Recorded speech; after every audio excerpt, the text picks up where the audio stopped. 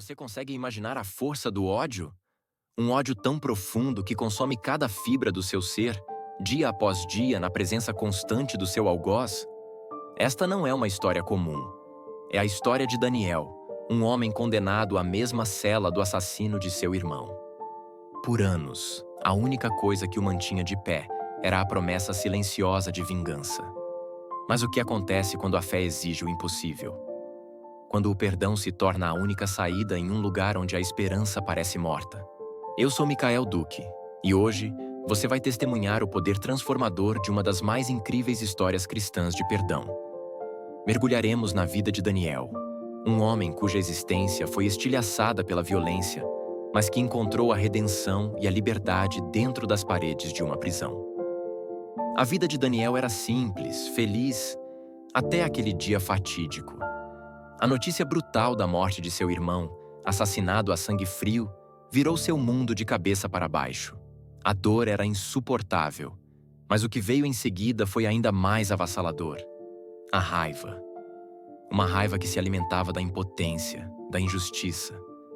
E quando o destino cruel o colocou na mesma penitenciária que o assassino, o ódio ganhou um rosto. Um rosto que ele via no pátio, na fila, na hora da comida. Cada olhar era uma facada. Cada dia era uma tortura silenciosa. E a vingança se tornou seu único propósito. Seu coração se tornou uma fortaleza de rancor, intransponível até mesmo para a luz mais fraca. Por meses, Daniel planejou sua vingança.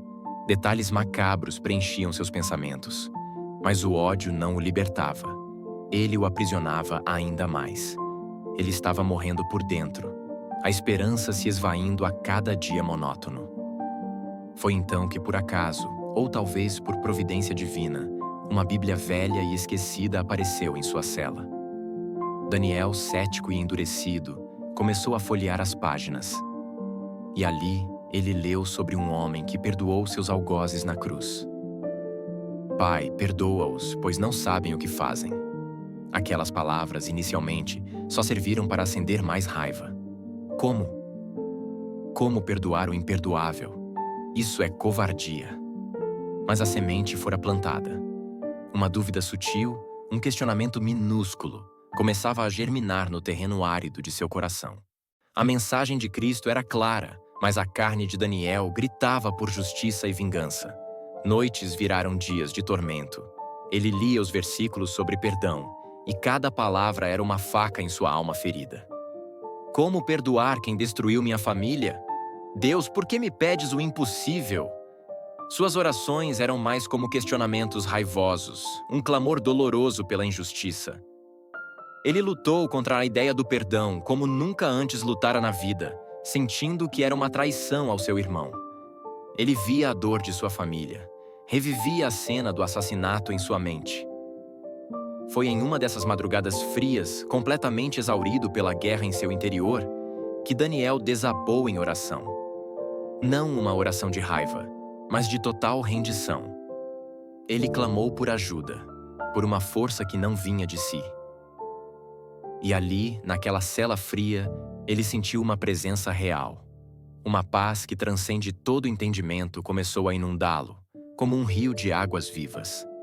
As escrituras que antes eram um fardo, agora eram um bálsamo. Ele não viu anjos, não ouviu vozes audíveis, mas teve a certeza inabalável. Deus estava ali. E Deus o estava capacitando a fazer o que parecia impossível, a dar um passo de fé que mudaria tudo. Com a alma restaurada e o coração inundado por uma coragem divina, Daniel soube o que precisava fazer.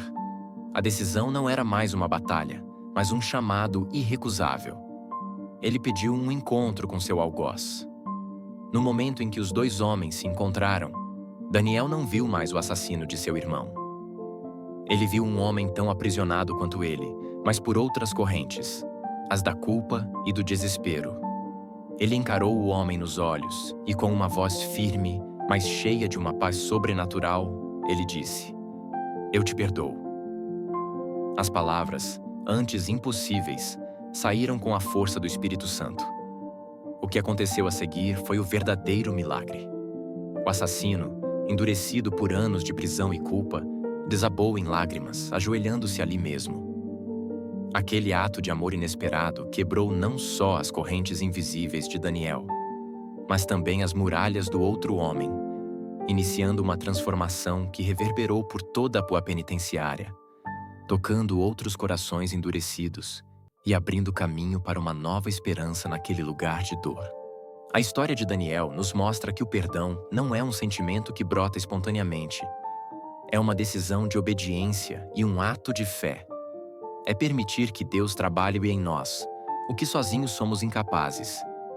Ele não apaga o erro, mas nos liberta da escravidão do ressentimento e abre um caminho para a cura e a redenção.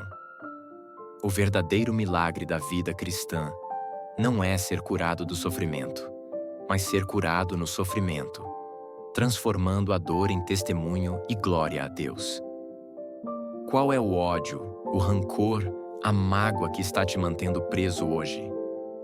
A chave para a sua liberdade e para a presença real de Deus pode estar na sua decisão de perdoar e se entregar a Ele. Se esta história tocou sua alma, deixe o seu amém nos comentários. Sua oração pode ser o próximo milagre.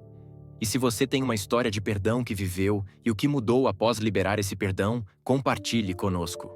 Gostaríamos muito de ler o que Deus fez em sua vida. Curta, se inscreva para não perder as próximas histórias de fé inabalável e compartilhe esta mensagem de esperança com alguém que precisa de luz hoje. Que a graça de Deus esteja contigo.